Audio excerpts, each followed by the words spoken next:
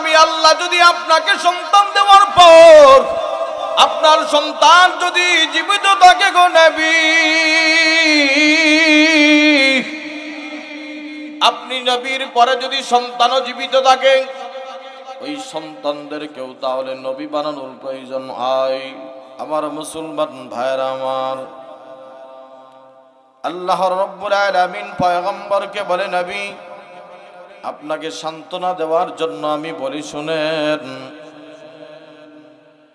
অনেক সময় দেখা যায় নিজের সন্তান নিজের বাবার জন্য জীবন দেয় না, কথা কন্যাকে কথা ঠিক না বেঠিক, কিন্তু নবী আমি আল্লাহ আপনাকে এমন রূহানি আওলাদ দান করলাম, এরা আপনি নবীর জন্য কিয়ামত পর্যন্ত জীবন দিতে প্রস্তুত থাকবে। বলেন না সুবহানাল্লাহ।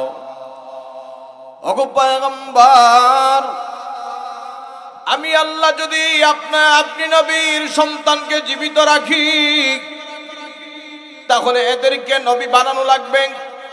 আর যদি আমি আল্লাহ তাদেরকে নবী না বানাই, তাহলে আপনি নবী তো ইব্রাহিম নবীর চাইতে ছোট হয়ে যাবেন। কারণ হলো ইব্রাহিম নবী নিজেও নবী, সন্তান ইসমাইল নবী, কথা বলেন ঠিক কিনা? কারণ পয়গম্বর আপনি দাউদ নবীর চাইতে ছোট হয়ে যাবেন মর্যাদার দিক দিয়ে।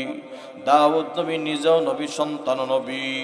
ও পয়গম্বর আপনি ইয়াকুব নবীর চাইতে ছোট হয়ে যাবেন। ইয়াকুব নবী নিজেও নবী, সন্তান ইউসুফ আলাইহিস সালাম নবী। এই জন্য আমি আপনার সন্তান দিয়ে আমি আল্লাহ আপনার সন্তানকে নিয়ে গেলাম, যেন আপনাকে আমি আখিরি জামানার পয়গম্বর বানাইতে পারি। জোরে জোরে বলেন সুবহানাল্লাহ।